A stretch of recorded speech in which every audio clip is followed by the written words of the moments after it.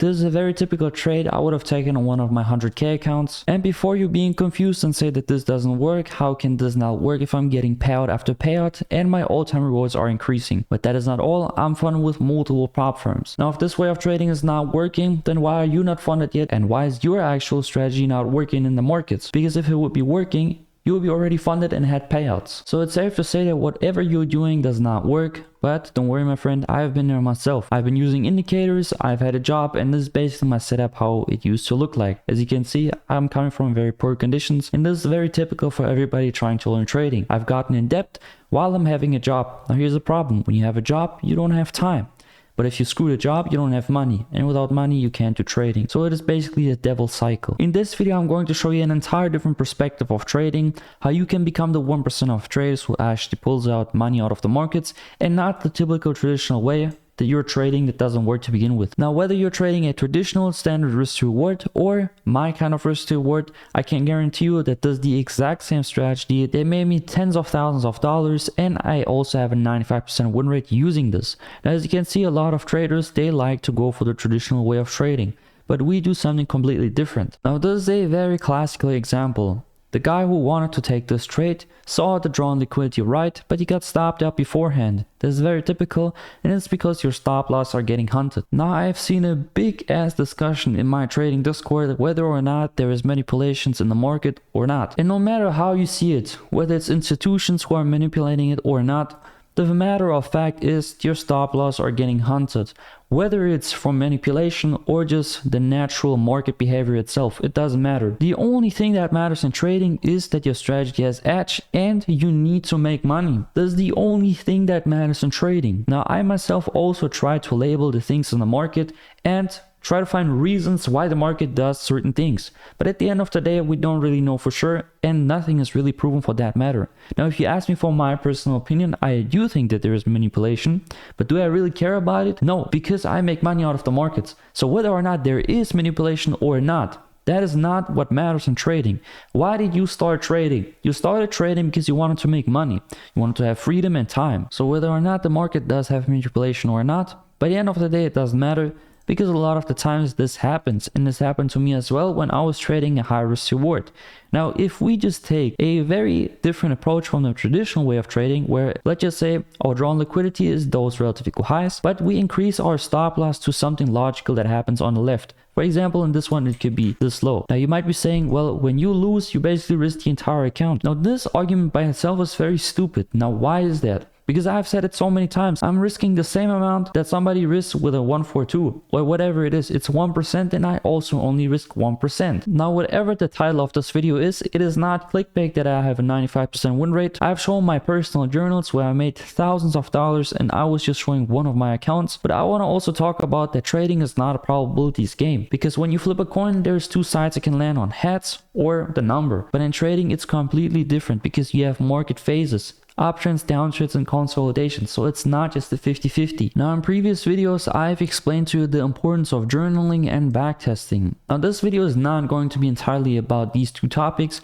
but once again you have to backtest. Now look, my way of trading is actually working, and I've been trading it for a lot of time now. And it's been profitable, and I've pulled a lot of payouts. Not to glaze myself, but just to prove that what I do actually works. However, as a trader, your job is to never stay static. Now in a regular 9-to-5 job, what do? You just go to work, go to home, get paid by the end of the month, and repeat that cycle over and over again. With trading it's different. You have to keep improving, or else you will get back to the roots where you came from, which is basically this lame ass setup that I used to have. Why did we choose trading? Because it gives us money and time. But the problem is that comes with a big responsibility.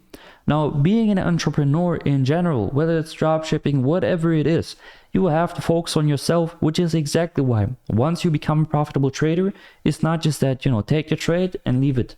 No, you have to journal your trades and occasionally also backtest your edge. The market changes. Whatever happens today might not work in 3 years. Now, and a lot of people say that I've backtested my strategy, it actually works, it is profitable, but let me quickly give you a reality check. As I've previously said, the market changes, and whatever happened or worked today will maybe not work in 2, 3, or maybe even let it be 4 or 5 years. Now here's the thing, this is a chart of 2004, 5, 6, and 7 and so on. Now you might be saying, well, this is 20 years ago. But but it doesn't matter. You want your strategy to also work 20 years ago from now. But the fact is, most likely it will not work. Just look at these weekly candles. Each candle represents 1 week worth of price action. You can see we barely have wicks. No wick, okay, very small wick, no wick, small wick, but none to the downside basically. You see the price action is just different. It does not look like the present, especially in here, which is having consecutive down close candles without having any movement to the upside. Now if we just get back to the current price action, you can see it is looking much different. This is not the same what it used to look like. My point here is that you have to constantly backtest your strategy. Only in very rare cases a strategy even improves by time. That is most likely not going to be the case. Now the reason for that is if your strategy has edge, what is edge to begin with? It is when you're basically consistently pulling out profits out of the markets, and it has to be years of data and proven, not just forward tested for a couple of trades. That basically means that you have found an inefficiency in the market. Now to understand how big of an accomplishment that itself is, now there's billions of dollars being spent on algos being trained to outperform the markets. You have found something that is not an algo that outperforms the market. So that by itself is a pretty big accomplishment. Now, but the problem is that the market will eventually fix your inefficiency, because if too many people are trading it, the market has to basically fix it in order to become efficient again. Now think about it this way. If you have a driveway and there's a bunch of cars just driving, all of a sudden there is a shortcut that appears right somewhere in the entire driveway, and you only know about that shortcut and you're going to take it, and the rest is just going to take the regular path, right? You're going to be faster. But now, if everybody is starting to take that shortcut, the entire shortcut gets jammed and no cars will be getting the shortcut benefit, to the point where it's not even faster and you might as well just take the regular path. Now in trading, it's a little bit different, because your strategy, and even the one that I'm showing you in this video later on, this will not fix the inefficiency, because we don't have enough capital to actually make a difference or a dent for that matter in the market. But the reason why this still matters is because if you have some kind of price action right in here, and usually you're taking a trade in here, stop loss below here, and take profit, let it be there. That is your unique strategy that you're trading. But somebody, somewhere in the world, in the market, maybe is trading something similar to you. So he's taking a long position in here, stop loss anywhere in here, and take profit somewhere around your level. Now, if too many people do that, eventually the market has to fix that inefficiency. Why does this matter? Once again, that's why you have to keep on backtesting your strategy, because if you don't do that, then eventually you will not have edge in the market. Now, I have obviously backtested a lot, and there's multiple ways of succeeding in trading.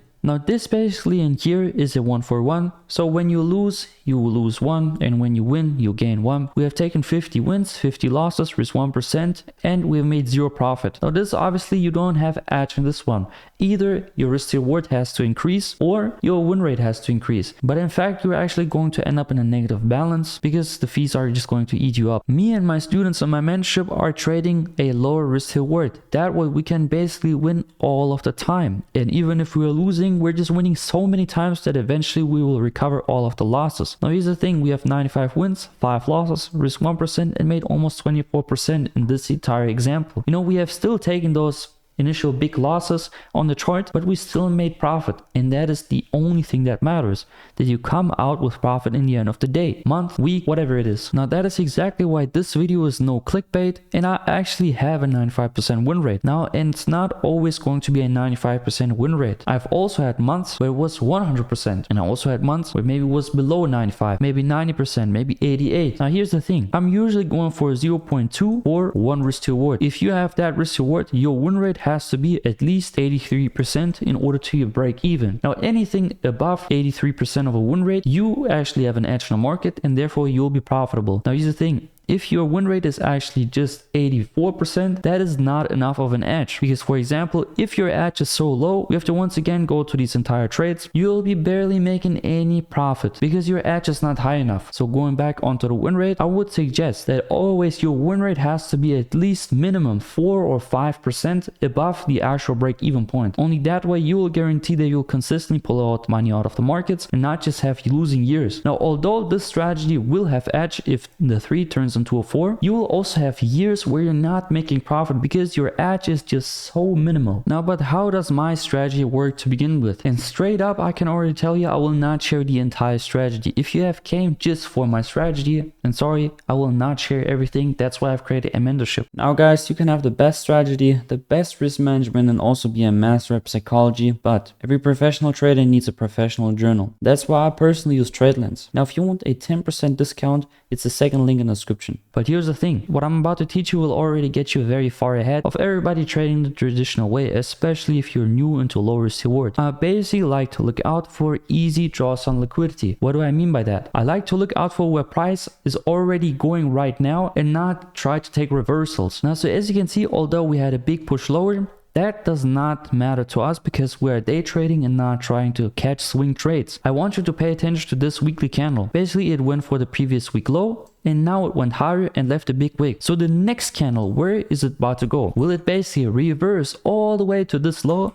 Or we'll just trade a little bit lower, create a wick, and then go for the high. Now, to a lot of people, this will be like, okay, this is gambling already. How can you know where it's going to go? Just by looking at the candle itself, you can already tell we will go for the high. And this has two reasons. First of all, we have an FPG in here, and also we are already close to the previous week high, so we might as well just go there. It's that simple. Now this is giving me the entire direction for the entire week, and I'll be trying to take longs as much as I can. Now this is not the set in stone rule, because there's also days where I like to take shorts even though the weekly bias is long. And this brings us to another point for rules. You need to have rules implementing in your trading style. Whether you're trading my strategy or some kind of different strategy, you have to implement rules once again. Now for me personally, I don't trade any NFP days. The first 3 days of the month, I'm also not trading, and no bank holidays. Now you might be asking, how do I even implement rules to begin with? And this goes back once again into backtesting and journaling. I've seen that on the first 3 days of the month, I'm losing.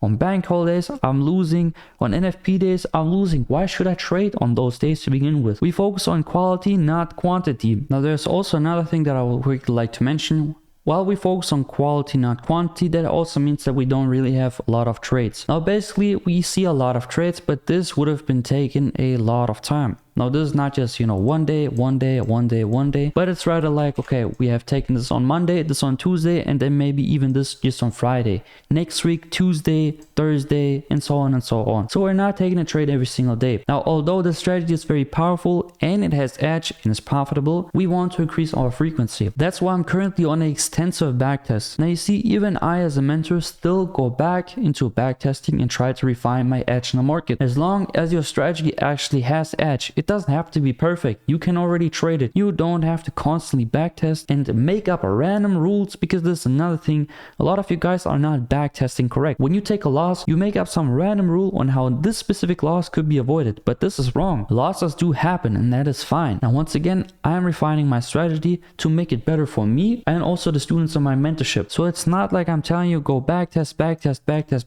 over and over again. I'm doing it myself, even though I am still profitable. That's the thing that I have told you previously. Trading is not a static business. You always have to keep on improving and refine your edge. Now, of course, you don't have to do this every single day, because a lot of the times the patterns do repeat. I have told you earlier that the market changes. Now, it doesn't change in just one day. That actually takes a little bit of time. I don't think that any edge in the market will disappear within, a couple of weeks of trading it. It actually takes time. And actually, if you are losing within the first couple of weeks or whatever trading your new strategy, then probably the market conditions just changed and not your strategy. Because I've told you previously, the market has patterns, and those patterns repeat every single day, and if you're able to identify them correctly, then you will be profitable. Now look, before I became profitable, I lost a lot of money and also time to the markets. That's why I've created a mentorship, so you don't have to go through all of that struggle that I had to go through. Quickly, a little bit about myself. I'm trading for more than 5 years, have more than 500k in total funding with prop firms. I'm also with multiple prop firms, and I'm also funded with more than one prop firm. I've been interviewed by Funding Pips, basically explaining my entire approach. We have a 95% win rate, and in my mentorship, you'll be getting everything that I've learned over the past 5 years, but actually only the important stuff, because there's a lot of noise in the industry, and most of the stuff that you see on YouTube doesn't even matter to begin with, because there's so many strategies. I like to make the things